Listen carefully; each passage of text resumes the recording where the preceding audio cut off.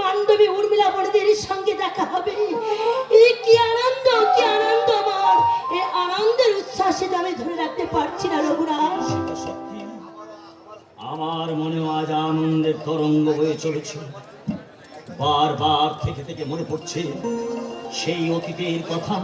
মনে পড়ছে বীর সত্য পালনের জন্য যখন আমি 14 বছর বনবাস দণ্ড মাথা পেতে নিলাম।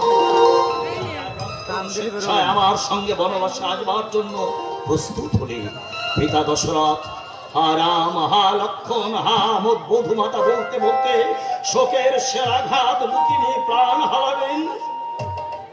কৌশল্যা সুমিত্রা জননী কেঁদে কেঁদে হয়েছিলেন পাগলিনীর মতো। রাজধানী অযোধ্যার চতুর্দিক থেকে ভেসে এসেছিল সে কি করুণ সুর। কান্না কান্না, শুধু কান্নার কান্না। দাদা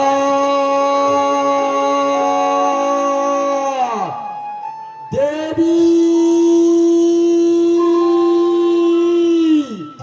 দেবী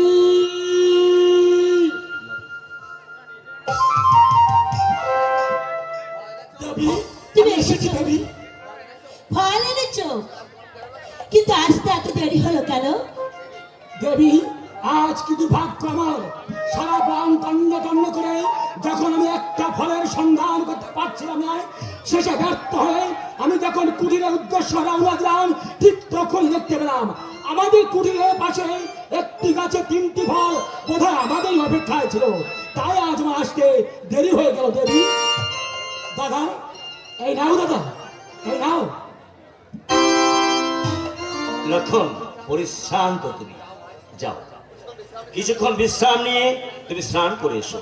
তারপর তুমি আমি সীতা একত্রে বসে আহার করবো। যাও। রঘুনাথ, রঘুনাথ, ওই ওই সেই হরিণ, সেই সোনার হরিণ। বাহ, চমৎকার, অপূর্ব হরিণী, সোনার বরণ দেহ, কান্তি মনোহর। লক্ষণ লক্ষণ, এমন কি দেখেছিস কখনো? দাদা, দেখা তো দূরের কথা, শুনিনি কখনো। আজই বোধহয় দেখিল এ জীবন প্রথম। বাহ বাহ, সুন্দর অপূর্ব সোনার হরিণ। দেখো দেখো, বৃক্ষ অন্তরালে থাকি, ইশারায় ডাকিছে আমায়। নাথ, ধরে দাও, ধরে দাও ওই সোনার হরিণ আমায়। কি হবে সীতা ওই সোনার হরিণী? কেন? নির্জনে বনের সাথে হবে মোর। তারপর বনবাস শেষে অযোধ্যায় গিয়ে উর্মিলাকে দিব উপহার। স্থির হও মাতা, সোনার হরিণ কবু না সম্ভব এই জগতে রূপে।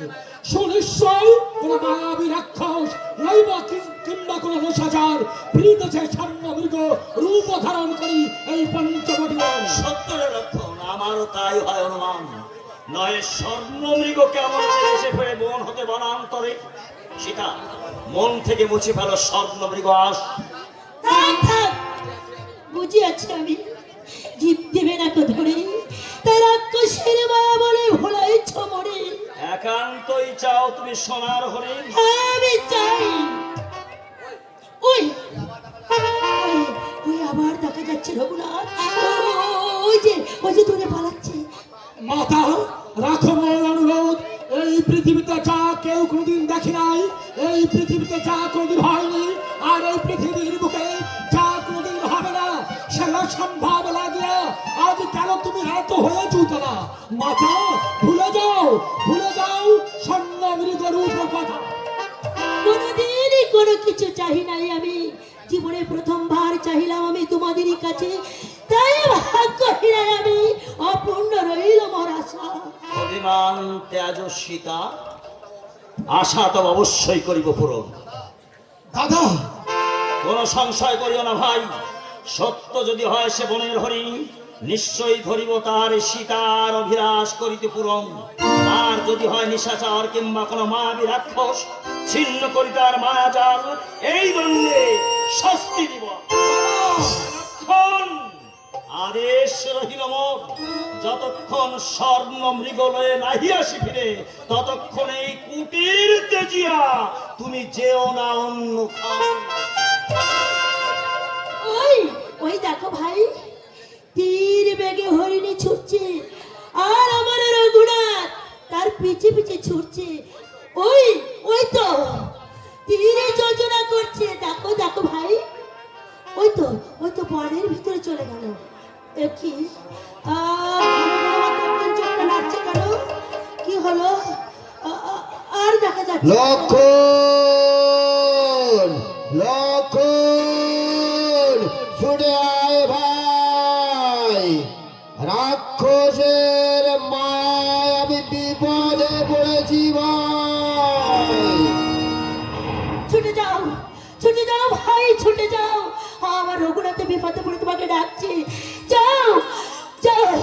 বিপদ বাল্যকালে যক্রেশে তারকা করেছে বাদ, হার ধরে নিমিষে যে করেছে ভঙ্গ, সেই সূর্য বংশের সূর্য কুলে গৌরব শ্রী রামচন্দ্রের বিপদ অসম্ভব, অসম্ভব দেবী।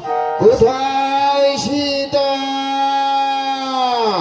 কোথায় লক্ষণ, ছুটে আয়, রাক্ষসের হাত থেকে আমায় রক্ষা কর। ওই শোনো ভাই, ওই শোনো, আমার রঘুনাথে বিপদে পড়ে তোমাকে ডাকছি, আমার রঘুনাথের কাতর আর্তনাদ। তুমি নিশ্চিন্ত হও মাতা, এ রঘুনাথের কণ্ঠস্বর নয়, আমি বলছি এ সুনিশ্চয় কোন মায়াবী রাক্ষসের